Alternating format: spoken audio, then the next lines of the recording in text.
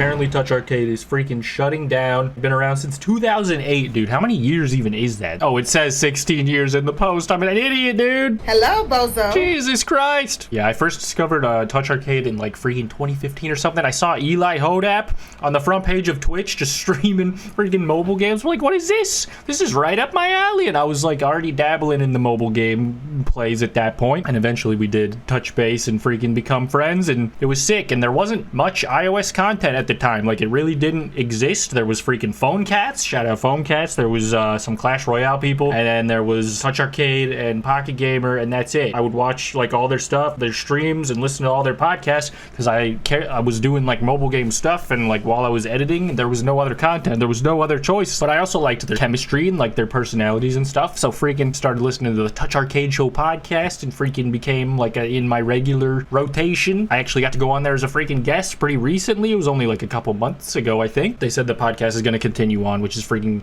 sick. Only the website and the blog side of things is shutting down, I guess, which is unfortunate. It makes sense, dude, because freaking blogs and, I mean, websites don't really exist like they used to, I suppose, and freaking publications, written publications. I really can't count how many times a week I go out of my way to read a blog post, and I'm on my phone all day reading dumb shit with pictures and videos in between. But in the freaking gaming journalism space, from what I understand, there's just a lot of hoopla and a lot of shenanigans, a lot of like paid bullshit posts that freaking make no sense because the company owns the media or something, and or they want to like keep the relationships alive, you know, so they try to like butter each other's wheels. Now like scale that down because there's way less mobile gaming publications, but like TouchArcade was like the best at what they did, honestly. And they could have sold out a long time ago, definitely. So for them to even keep going this long and to freaking just shut it all down when things got too overwhelming or too hard or whatever. Honestly, Flappy Bird coming back in the way that it did, you know, the scam that I covered in the video the other day. I'll roll the clip. In my prime, is this supposed to be a shot at Logan Paul, dude? I mean, Amazon? Because they freaking sold the rights to Flappy Bird to Amazon, and then they got Flappy Bird's family released on the Fire TV. Why do I know this? Because it's my area of expertise. I have reason to believe that the Flappy Bird fiasco is what put the final nail in the coffin, because they've got to be thinking to themselves, like, do we cover this? Everyone knows it's a scam, and we're promoting the scam if we cover it.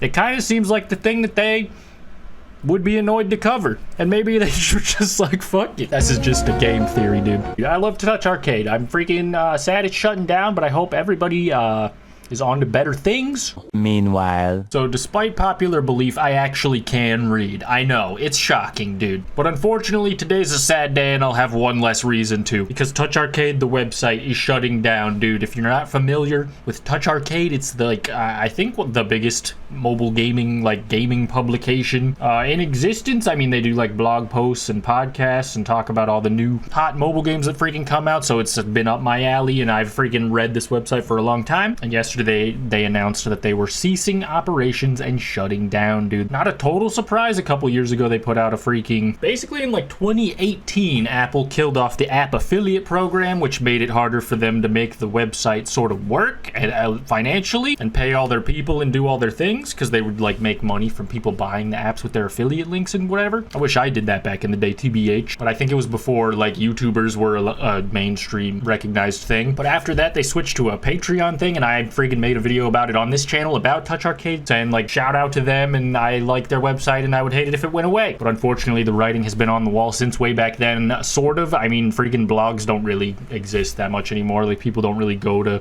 websites. They kind of go over to like the same five, like Twitter, Facebook, Instagram type shit, TikTok, lonniedos.com, you know, the top five, the Mount Rushmore of chilling online. But yeah, dude, I've been a fan of these guys for like since like 2014, 15 type shit, and I've met some of the people who have worked on it and they're really nice. They've written a couple of articles about me and my videos and stuff back in the day, which their readers freaking hated, which I thought was hilarious, and their podcast I've enjoyed. But yeah, let's freaking read this now that we've got like the history out of the way. The post that we've known was coming for quite some time that doesn't make it any easier to write. After more than 16 years, TouchArcade will be closing its doors and shutting down operations, dude. There may be an additional post here and there in the coming weeks, but to honor any previous stuff. But basically, they're shutting down for one reason: money. Here comes comes the money. Here we go. Money. Many of you who followed Touch Arcade for a long time are well aware we've had financial troubles. I think they've downscaled a lot and such. To be frank, it's a miracle that we've been able to last as long as we have. The truth of the matter, that a website like ours just doesn't make money anymore. Kind of like what I just said. To our detriment, we've resisted things like obnoxious in-your-face ads and egregious clickbait headlines, throwing shots, ethically questionable sponsorships, which I mean, like, yeah, I can vouch. There are a number of other reasons that have contributed to us reaching this point, but I'd rather not get into that. Touch Arcade was an institution for millions of people over the last 16 years, and it was my full-time job for 14 plus, solid third of my life, and it's Jared, the one writing this. Shout out Jared Nelson. In many ways, it is like one of my children, and having to say goodbye is very difficult. I'd really rather focus on all the great times. True, dude. I freaking hate when things end, so let's focus on the great times, dude. What happens now? There's a sort of silver line to all this. It's the foreseeable future. The content has ever been posted to Touch Arcade will remain online and accessible to all. The mobile game landscape has changed a lot over the years. That is true. Yeah, dude, they've been doing the podcast for a long time, way before podcasting was cool. I wonder if they thought about putting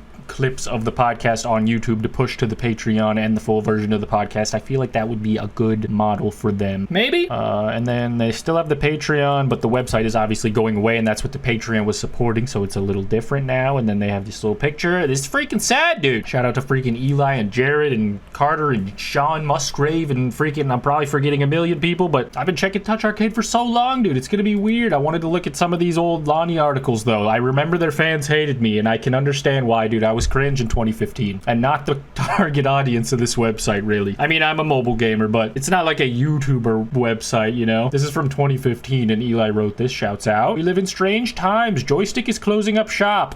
Even stranger times now, goddamn. And YouTubers are rising to power. Folks like PewDiePie, often the subject of mind-blowing statistics revolving around the fact more people are watching his videos than network news channels. And this was back in 2015. This is so funny to read now. And this was just embeds of my videos. Hell yeah, dude. New Angry Birds. That's so funny. 10 years ago, the idiots have won. Shout out this guy, dude. I understand the negativity, brother. Your name is literally Tim Kant. It was born into you. They have been running our world for centuries. Just totally obvious now. Sings history made by stupid people. Clever, wouldn't even try.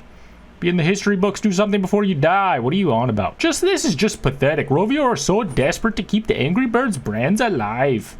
This was before the first movie even came out, I think, or it had just come out. And the Rovio brands are still alive. I'm not sure about Angry Birds Stella Pop, though. I know I can't really comment. I'm not putting out any content on YouTube, but quite sad that the best representative of iOS gaming. Can't stand his presentation style, but I guess he's popular. Dude, listen. Don't think for a second he's the only iOS channel. Listen, I'm just the best. I'm the GOAT, okay? I'm the goated one. These are from like 2015, but they've aged great. Was this a necessary post? This is my Disney Infinity gameplay. Do you need to pay you guys to promote him? No, but just that's part of the agreement. Obviously, he's not going to tell you that. It's with immense sadness that we must announce that after more than 16 years, Touch Arcade will be shutting down. We thank anyone and everyone who has been a part of this amazing journey with us. More details here, dude. Yeah, dude. They would cover like needlessly in-depth, like niche topics. It was freaking cool because it was like a niche site, and it was just like a little community of.